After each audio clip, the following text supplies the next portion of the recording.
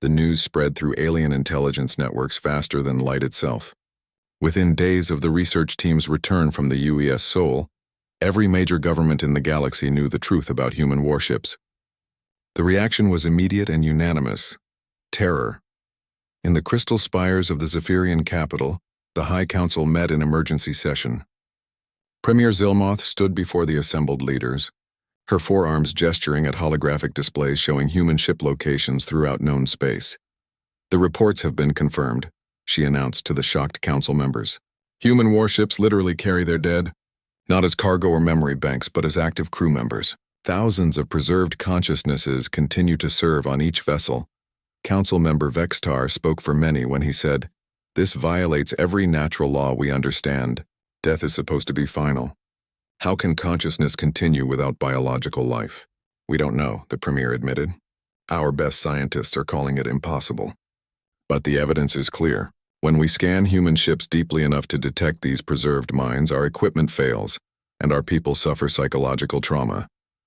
Across the galaxy, similar meetings were taking place. The Thorak Empire's War Council had declared human space off-limits to all military vessels.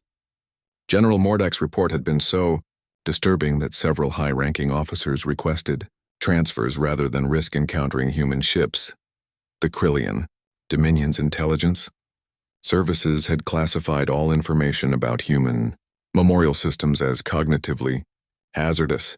Scientists were forbidden from studying the scan data without special mental conditioning first. Even the Psychic Etherian Collective had issued warnings about human vessels. Ambassador Velthis had never recovered from her encounter with the corvette UES Jeju. She remained in psychiatric care, claiming that the dead minds she had sensed were more alive than the living. On Earth, Admiral Park Jin-sung was reading intelligence reports about alien fleet movements with growing amazement. Ships that had been patrolling near human space for months were pulling back. Trade routes were being rerouted to avoid human systems. Military exercises planned near human territory had been cancelled. "Sir," his aide reported, "we're receiving withdrawal notifications from 17 different alien fleets. They're all citing operational necessity but giving no real explanations." Admiral Park Jin-sung chuckled. "I think our alien friends have figured out what makes our ships special." The truth was, humans had never intended their memorial systems to be weapons. The practice had started centuries ago when the first deep space vessels began carrying digital records of crew members who died during long voyages. Over time, the technology had advanced to preserve not just records but complete consciousness patterns. To humans, it was natural and comforting. A ship's crew was a family and families stayed together. The dead continued to serve because service was honorable, and death was no reason to abandon one's duty. But to every other species in the galaxy, the concept was horrifying. Their evolution, their psychology, their entire understanding of existence was based on the principle that death was final. The idea of consciousness persisting after biological death challenged their most basic beliefs about reality. Admiral Bei Su-jin was commanding a patrol mission near the Vega system when she received the strangest communication of her career. Her battleship UES Incheon had detected several alien vessels at the edge of the system, but they were maintaining unusual distances. "Admiral," her communications officer reported, "we're receiving a message from the Krillian fleet commander. He says he wants to talk, but he won't come any closer than 50,000 kilometers." Admiral Bei Su-jin raised an eyebrow. 50,000 kilometers? That's an odd distance for a conversation. The Krillian commander appeared on her screen, his four eyes showing clear signs of stress. "Admiral Bei Su-jin, I am Commander Velthis of the Krillian Third Fleet. I have been ordered to establish communication protocols with human vessels while maintaining safe distance." "Safe distance?" the Admiral asked. "Are we threatening you somehow?" "Not intentionally," the Krillian admitted. "But our intelligence services have learned about your memorial systems. We understand now why our scanning attempts have failed. Your ships carry something that our minds cannot safely perceive." Admiral Bei Su-jin was beginning to understand. "You're afraid of our preserved crew members?" "Not afraid," Commander Velthis said quickly, then paused. "Yes, afraid. The concept of consciousness continuing after death is impossible for us to accept. When our instruments detect your preserved minds, it causes severe psychological trauma to our crews." On the bridge of the Incheon, several memorial holographs flickered into view. Commander Lee Tae-hyun, who had died defending the ship 2 years earlier, materialized next to the admiral's chair. "Are we causing problems for our alien friends?" he asked with concern. Commander Veltis saw the holographic figure and immediately looked away. "Please do not let your preserved crew members appear while we're talking. My crew cannot handle seeing them." Admiral Bei Sujin was fascinated. "Commander Lee, could you explain to our Krillian friend how our memorial systems work?" "I'd be happy to," Commander Lee replied, but he noticed that the alien commander had covered his eyes. "Oh, I see the problem. Should I leave?" "It might be best," Admiral Bei Sujin said gently. Commander Lee nodded and faded away. The Krillian commander slowly uncovered his eyes. "Admiral, we need to establish new protocols for interaction between our species. My government has ordered all ships to avoid deep scanning of human vessels. The psychological effects are too severe." Similar conversations were happening throughout human space. Alien commanders who had once been curious about human technology now treated human ships like dangerous mysteries. They would communicate, trade, even fight if necessary, but they would never again try to understand what made human vessels truly unique. Commander Han Dong-Wu was patrolling a system near the border when he noticed something odd. His destroyer UES Daegu had been scheduled to meet with a Thorak battle group for joint exercises. But when he arrived at the coordinates, the alien ships were nowhere to be found. "Sir," his tactical officer reported, "I'm detecting Thorak energy signatures at the edge of the system. It looks like they're maintaining position about 2 light hours away." Commander Han activated his long-range communications. "This is Commander Han Dong-Wu of the UES Daegu. Thorak vessels, please respond." The reply came from General Mordak himself. "Commander Han, this is General Mordak. We have orders not to approach human vessels closer than 1 light hour." 1 light hour? Commander Han was confused. "General, that makes joint exercises impossible." "I know," the Thorak commander replied grimly. "The exercises have been cancelled. My government has classified human warships as cognitively hazardous. We are not permitted to board them or scan them in detail." On the memorial deck of the Daegu, Captain Park So-young materialized. She had died in the ship's first battle, but continued to serve as an advisor to the crew. "Commander," she said, "our preserved crew members are causing psychological problems for alien species. Perhaps we should warn them when we're activating memorial systems." Commander Han considered this. "That's thoughtful of you, Captain Park, but it seems like they're afraid of us whether we show memorial crew or not." The truth was spreading beyond military circles. Civilian alien populations were learning about human ships and their impossible crews. Some species declared human space off limits entirely. Others issued warnings to their merchant vessels to avoid detailed scans of any human ship. The Galactic Council called an emergency session to address what they termed the human consciousness crisis. Representatives from dozens of species gathered to discuss how to deal with ships that carried active minds of the dead. The final resolution was simple. Alien vessels would maintain standard communications and basic scanning protocols with human ships, but under no circumstances would they attempt deep analysis of human vessels or boarding actions except in the most extreme emergencies. Captain Ominseo was commanding the newest human dreadnought when she received perhaps the strangest message in naval history. It came from an unknown alien source, transmitted on emergency frequencies to every human ship in space. "To all human vessels," the message began. "This is a warning from those who have learned to respect the mysteries you carry. We have discovered that your ships contain something that challenges the fundamental understanding of existence held by most galactic species. We have learned not to look too deeply into your vessels. We suggest others do the same. Some mysteries are best left unsolved. Your dead serve alongside your living, and that truth is more terrifying than any weapon you could build. We will maintain diplomatic and trade relations with humanity, but we will no longer attempt to understand the full nature of your warships. We suggest all civilized species adopt similar policies for their own mental health."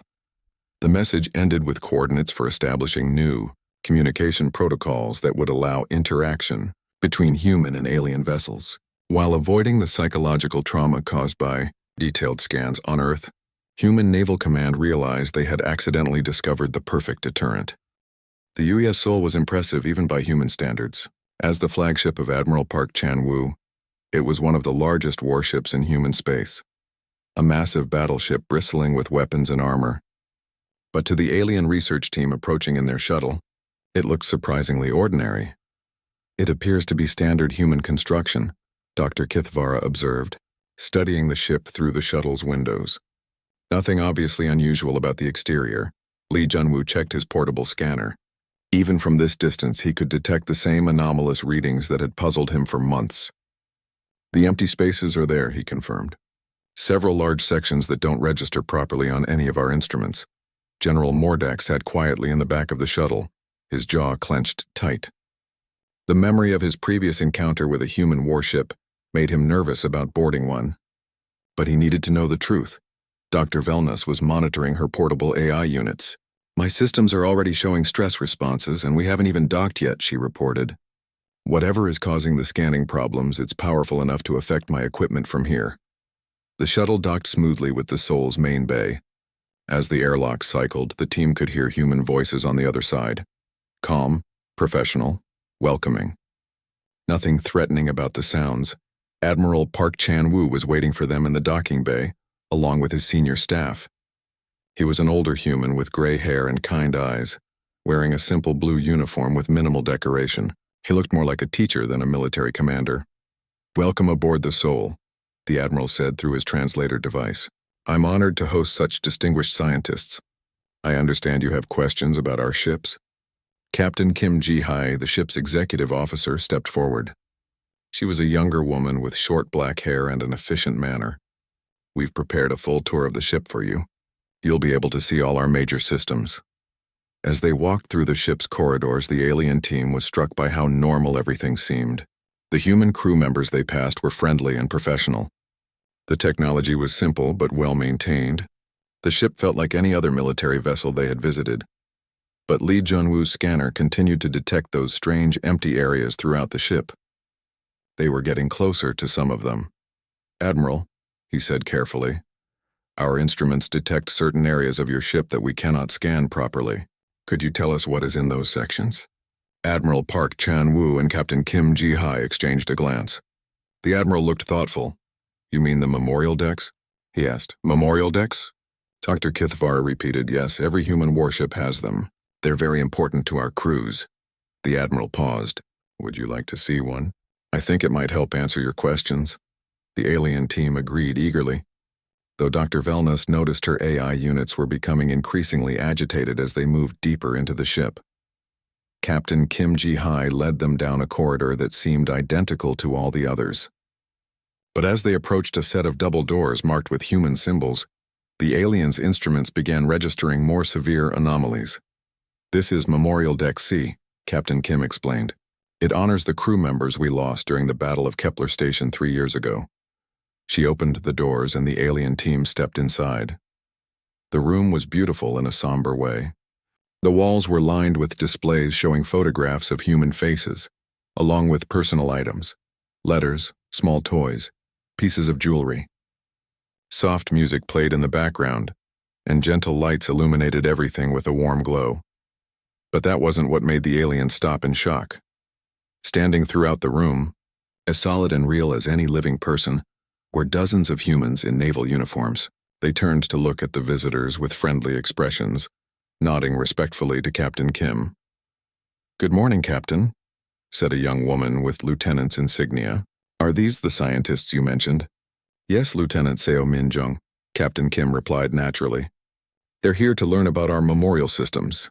Dr. Kithvara's forearms trembled as she stared at the lieutenant. Her instruments were screaming warnings that shouldn't be possible.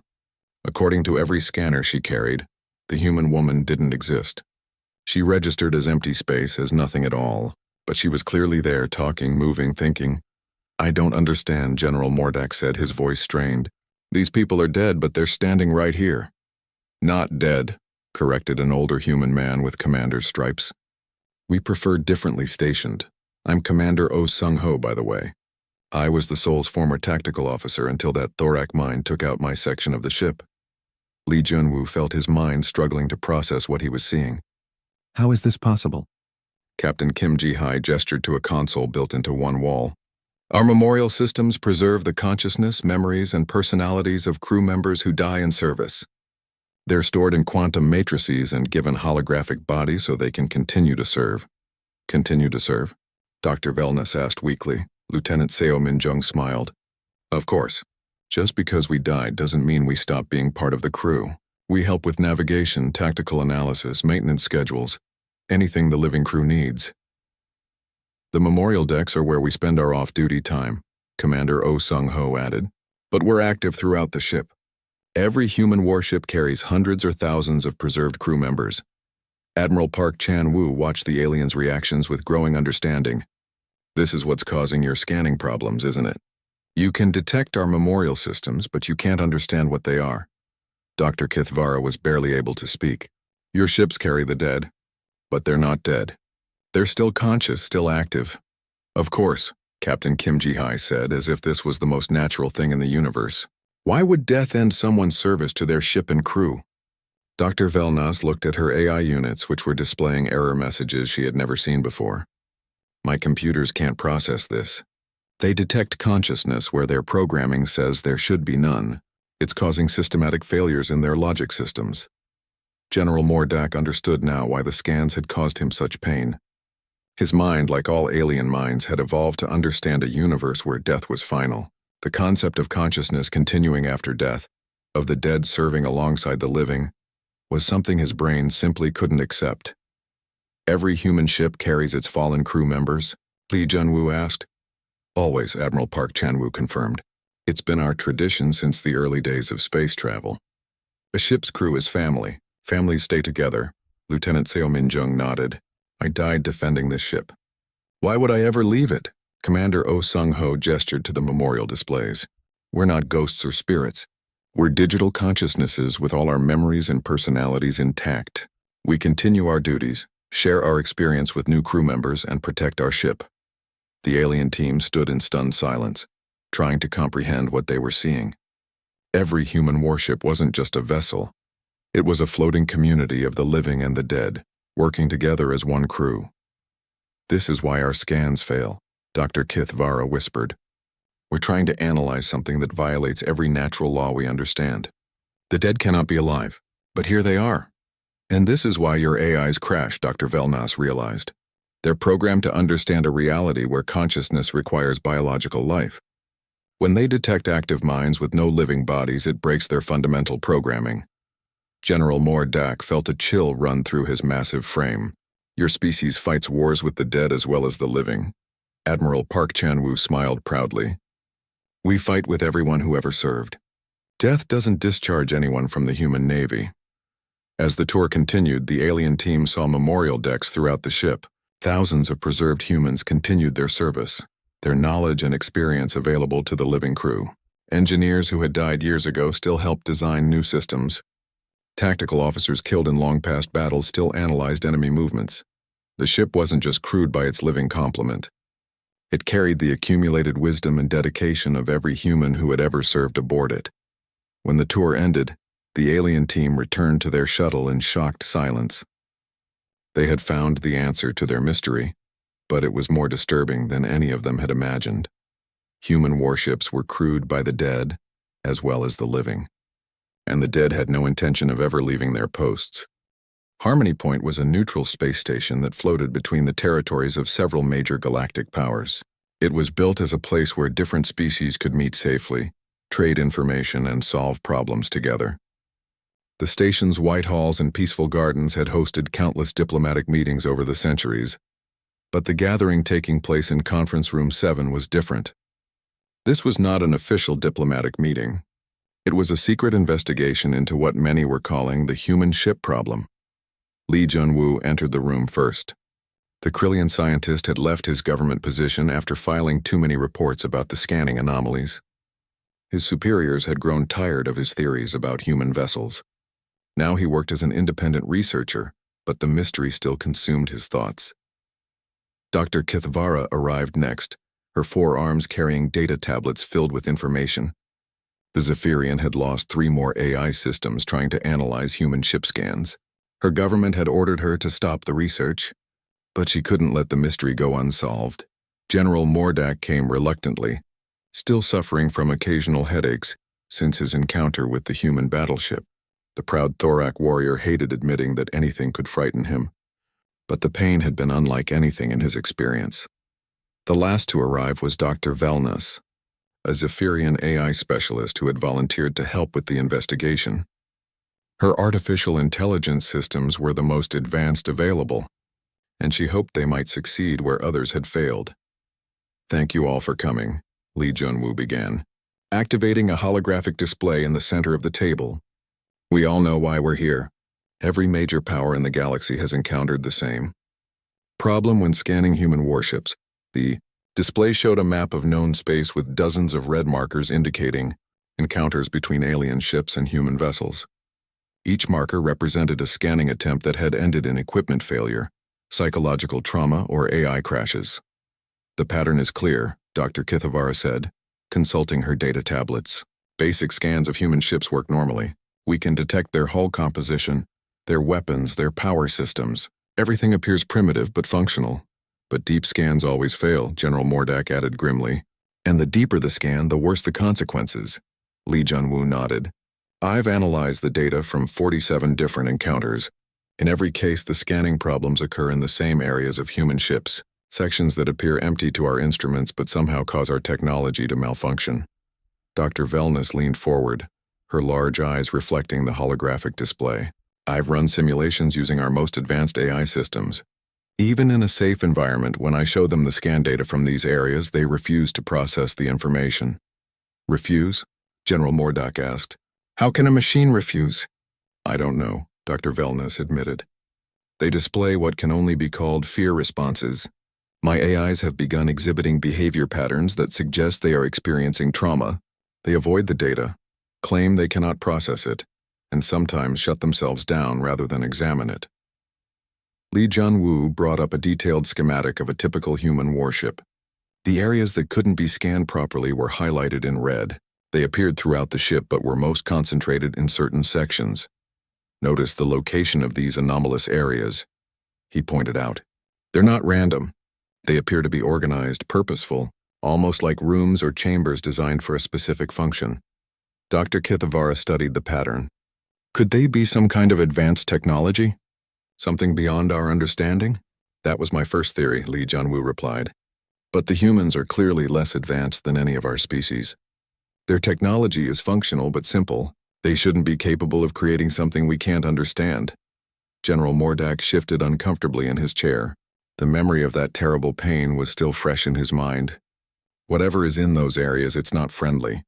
My crew and I experienced something that felt like an attack on our minds. But the humans show no signs of using these areas as weapons, Dr. Kithavara pointed out. They don't even seem to know we have problems scanning them. Dr. Velnus activated her own display, showing brain scans of various species who had experienced scanning trauma. I've been studying the psychological effects. The pattern is consistent across all species. When exposed to detailed scan data from these areas, subjects report feelings of overwhelming dread, confusion, and what they describe as existential terror. Existential terror? Lee Junwoo asked. Fear of something that challenges their basic understanding of reality. As if they've encountered something that shouldn't exist. The group fell silent for a moment, contemplating this information. Finally, General Mordak spoke up. I've been thinking about this for months, he said slowly. What if the problem isn't with our scanning technology? What if there really is something in those areas that our minds can't handle? Something like what? Dr. Kithavara asked. I don't know, but every species in the galaxy has evolved differently. We have different ways of thinking, different technologies, different approaches to understanding the universe. But we all have the same reaction to these human ship areas. That suggests the problem isn't with us, it's with what we're trying to scan. Lee Junwoo had been reaching the same conclusion. You're suggesting that human ships contain something that exists outside normal reality as we understand it? It would explain why our instruments can't properly detect it, Dr. Velnus said thoughtfully. And why our AIs refuse to process the data. They're designed to understand the universe according to certain rules. If something violates those rules, it could cause the kind of trauma we've observed, Dr. Kithavara finished. The group spent hours reviewing data, comparing notes, and developing theories. The evidence was overwhelming. Human warships contained something that no other species in the galaxy could understand or safely observe. There's only one way to solve this mystery, Li Junwu finally said. We need to ask the humans directly. General Mordak looked skeptical. Would they tell us the truth? They might not even know what we're talking about, Dr. Kithvara pointed out. If this phenomenon is natural to them, they might not realize it affects other species.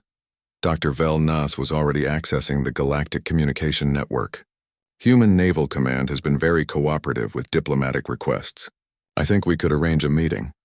It's dangerous, Li Junwu warned. If we're right about what's causing these problems, being on a human ship could be extremely hazardous. More dangerous than not knowing? General Mordak asked. The warrior's pride had been wounded by his earlier encounter, and he wanted answers.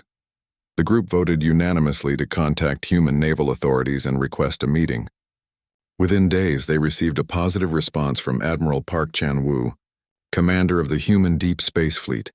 The admiral had agreed to host them aboard his flagship, the UES Seoul. The meeting would take place in 1 week at coordinates near the edge of human space.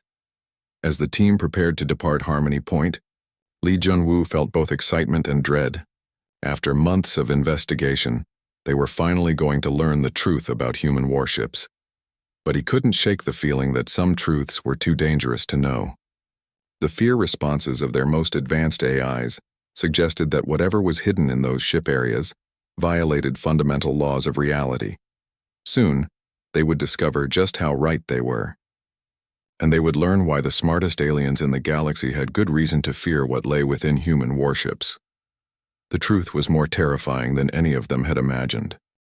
3 months had passed since the Krillian encounter with the human destroyer. Across the galaxy, other alien civilizations were having their own meetings with human ships. Each encounter seemed normal at first, but strange reports were beginning to reach intelligence agencies throughout known space. Commander Choi Min-ho stood on the bridge of the heavy cruiser UES Busan, watching the massive Zephyrian space station grow larger on the main screen. The Zephyrians had invited human ships to visit their home system for trade talks. They were known as the galaxy's greatest technology lovers, always eager to study new machines and computers. Impressive, said his first officer, Lieutenant Commander Yu Sung-min, as they approached the station. It was a beautiful structure of silver metal and blue energy fields, 10 times larger than any human space station. The Zephyrians certainly know how to build, Choi Min-ho agreed. Let's hope they're as friendly as their messages suggested. The Busan docked smoothly with the station. Almost immediately, Choi Min-ho's communications officer reported incoming signals. Commander, the Zephyrians are requesting permission to perform detailed scans of our ship. They say it's standard procedure for all visiting vessels. Choi Min-ho had expected this. The Zephyrians were famous for their curiosity about technology. Grant permission. We have nothing to hide.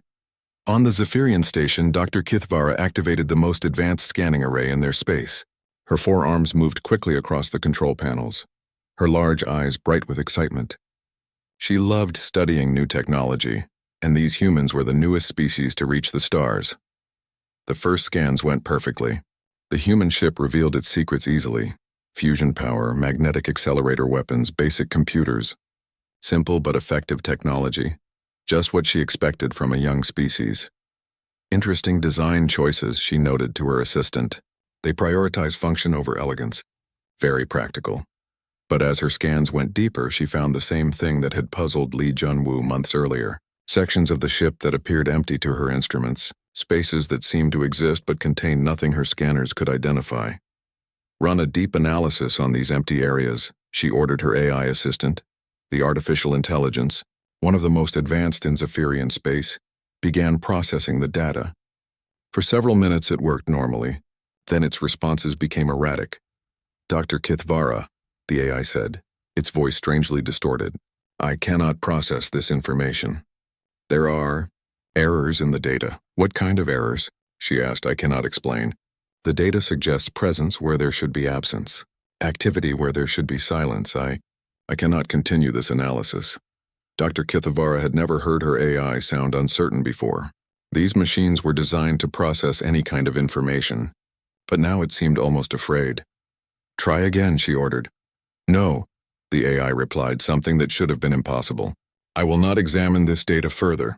Please delete it from my memory banks. Before Dr. Kithvara could respond, her AI systems crashed completely. Every computer in her laboratory went dark. Emergency power activated, but it took hours to restart the systems. When they came back online, the AI refused to explain what had happened. Meanwhile, in another part of the galaxy, Captain Song Hana was leading her battleship UES Gwangju in training exercises with the Thorak Empire fleet.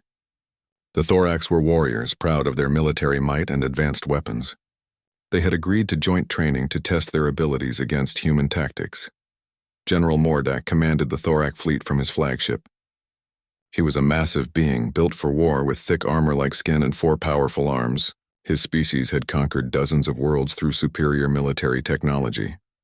These humans fight differently than expected, he told his tactical officer after the first day of exercises. Their ships are simple, but they use them cleverly. Should we scan their vessels for detailed analysis? The tactical officer asked. Yes, I want to know exactly how their systems work. Perhaps we can learn something useful. The Thorak military scanners were designed for battlefield analysis. They could penetrate any armor, see through any stealth system, detect any weakness. General Mordak activated them personally, focusing on Captain Song Hana's battleship. The results were similar to what other species had found: basic human technology with strange empty spaces throughout the ship. But when Mordak tried to scan deeper into these areas, something terrible happened. Pain exploded through his skull. His 4 arms clutched at his head as agony, unlike anything he had ever experienced, tore through his mind. Around the bridge, his crew members collapsed, screaming in languages their translators couldn't process. Shut down the scanners, Mordak roared, but his tactical officer was unconscious. Fighting through the pain, the general reached the controls himself and terminated the scanning array. The moment the scanners went offline, the pain stopped. Mordak and his crew slowly recovered, but they were changed. Several of his officers reported nightmares for weeks afterward. None of them could explain what they had experienced. The most disturbing encounter happened near the neutral zone, where Lieutenant Commander Yoon Tai-jin commanded the corvette UES Jeju. He was meeting with an Etherian diplomatic ship. The Etherians were psychic beings, capable of reading minds and sensing emotions across vast distances. Ambassador Velthis was one of the most powerful psychics in Etherian space. Her people had evolved beyond the need for technology-based scanning. They could simply look into minds and machines with their mental abilities. Your species is young but interesting, she told Yoon Tai-jin during their meeting. Would you mind if I examined your vessel? Not with machines, but with my natural abilities. Yoon Tai-jin saw no harm in this. Of course, Ambassador. Please look all you wish. Velthis extended her psychic senses toward the human corvette. At first, she sensed what she expected: the minds of the human crew, their emotions, their thoughts about the meeting. The ship's computers registered as simple electronic patterns. But then she detected something else, something that should not exist. In the areas that had appeared empty to other species scanners, Velthis sensed minds. Hundreds of human minds, but wrong somehow. They felt human, thought human thoughts, carried human memories. But they were not alive in any way she understood. The psychic ambassador recoiled in terror, breaking the mental connection so violently that she fell from her chair. Her assistants rushed to help her, but she pushed them away, her eyes wide with fear. What did you sense? One of her aides asked. The dead, she whispered. The ship carries the dead, but they are not dead. They think, they remember, they serve. It is impossible. It is wrong. She refused to explain further, and her ship departed immediately. Reports of these encounters began reaching intelligence networks throughout the galaxy. The pattern was clear. Every species that tried to scan human ships deeply encountered the same phenomenon. Empty spaces that weren't empty. Technology that caused fear instead of understanding. On Earth, Admiral Park Jin-sung read the compiled reports in his office. Human intelligence had been monitoring alien communications, and the pattern was obvious. Sir, his aide said, it seems like every major alien power has tried to scan our ships, and every one of them has had problems. Admiral Park Jin-sung smiled slightly. Problems? Equipment failures, psychological trauma, AI crashes. None of them can explain what's causing it, but they're all starting to avoid detailed scans of our vessels. The Admiral looked out his window at the shipyard where new human warships were under construction. He knew something that the aliens didn't understand yet. Those empty spaces weren't empty at all. Keep monitoring their communications, he ordered. I have a feeling this is just the beginning. Across the galaxy, alien powers were starting to realize that human ships held secrets their technology couldn't uncover. And those secrets were becoming more frightening with each failed attempt to understand them. The black void of space stretched endlessly around the Krillian scout ship Nexus probe. Admiral Veltharion stood on the bridge, his 4 eyes scanning the tactical display with practiced ease. The Krillians were known throughout the galaxy as the best information gatherers. Their scanning technology could peek into the smallest details of any ship, any planet, any secret. Contact ahead, Admiral, reported his sensor officer. Unknown vessel bearing 27 Mark IV. Veltharion's antennae twitched with interest. Show me. The main screen flickered to life, revealing a sleek gray warship moving steadily through space. It was smaller than most vessels the Krillians had encountered, with clean lines and simple design. Nothing fancy, nothing impressive. Can you identify the species? Veltharion asked. Chief Science Officer Lee Jun-woo, one of the few Krillians who had studied the newer species entering galactic space, stepped forward. His translator worked to convert his thoughts into the common tongue. It appears to be human, Admiral. They are one of the newest species to develop faster than light travel. Humans? Veltharion had heard the name before. The ones from that small blue planet near the galaxy's edge? Yes, sir. Intelligence reports suggest they are primitive but aggressive. Their technology is basic compared to ours. The human ship continued on its path, apparently unaware of the Krillian vessel watching from a distance. Its hull bore markings that Lee Jun-woo's computer translated as UES Incheon. Interesting, Veltharion mused. Let's take a closer look. Begin standard reconnaissance scans. I want to know everything about that vessel. The Krillian scanning array hummed to life. Beams of energy, invisible to most sensors, reached out across space toward the human ship. The Krillians had perfected this technology over thousands of years. They could see through any armor, detect any weapon, read any computer system. Aboard the UES Incheon, Captain Kim Dae-ho sat in his command chair, reviewing reports from his department heads. He was a calm man with gray at his temples, seasoned by years of deep space patrol. The bridge around him was functional but not luxurious. Human ships were built for purpose, not comfort. Captain, called Lieutenant Park So-min from the communications station. I'm detecting scanning beams. Someone is taking a very close look at us. Kim Dae-ho nodded calmly. Can you identify the source? It appears to be Krillian, sir. Their ship is maintaining distance, but those scans are detailed. They're trying to see everything about our ship. The captain considered this. The Krillians were known to be curious but not hostile. Still, he didn't like being examined like a specimen in a laboratory. Should I jam their scans, Captain? Asked Ensign Ryu Hyunwoo from the tactical station. No, Kim Dae-ho replied after a moment. Let them look. We have nothing to hide. Back on the Krillian ship, the scanning results began flowing in. Lee Jun-woo watched the data with growing interest. The human vessel was exactly what he had expected, primitive but functional.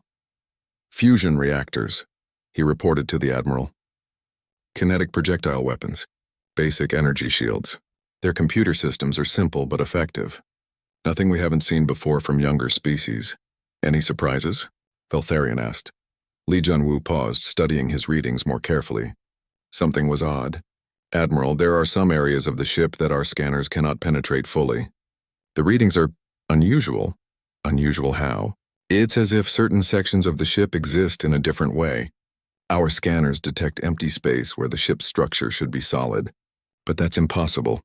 Veltharion waved a dismissive hand, scanning interference. These newer species sometimes use materials that confuse our sensors.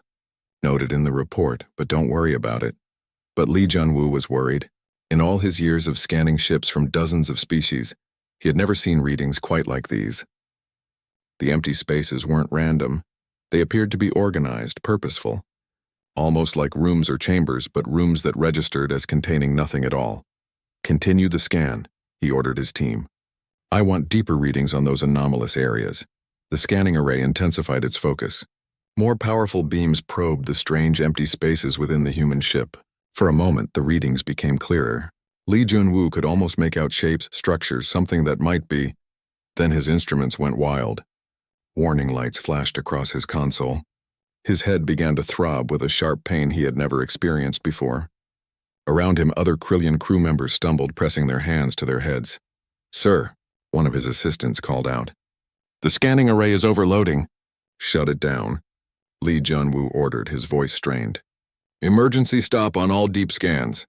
The moment the powerful scanners went offline, the pain in his head faded. The warning lights stopped flashing. His crew looked around in confusion. "What happened?" Admiral Veltharian demanded. "I don't know, sir," Lee Junwoo admitted. "When we tried to scan deeper into those empty areas, our equipment malfunctioned." Some kind of feedback loop. The Admiral considered this. Is the human ship doing something to interfere with our scans? "No, sir. They show no signs of active countermeasures. They don't even seem to know we're scanning them." On the bridge of the Incheon, Captain Kim Dae-ho noticed that the scanning beams had stopped. "Are they done looking at us, Lieutenant Park?" "Yes, sir. All scanning activity has ceased." "Good. Continue on course." The human ship moved steadily away, its crew unaware of the brief moment of panic they had caused aboard the Krillian vessel. Admiral Veltharian made his decision. "We have enough data. The humans are primitive, as expected. Their ships pose no threat to Krillian interests. Log this encounter and file the standard report." But Lee Junwoo remained troubled. As the Nexus probe turned away from the human ship, he stared at his scanner readings. Those empty spaces bothered him. In his experience, empty space didn't cause equipment malfunctions. Empty space didn't make trained scientists feel sudden, inexplicable fear. He saved the scan data to his personal files. Something was wrong with those readings, and he intended to figure out what it was. The humans might be primitive, but their ships contained something that even advanced Krillian technology couldn't understand. As both vessels disappeared into the vast darkness of space, neither crew realized that this brief encounter would change everything. The Krillians had just discovered something about human ships that would soon terrify the most advanced civilizations in the galaxy. But for now, they simply filed their report. Human vessels pose no significant threat. They would learn how wrong they were.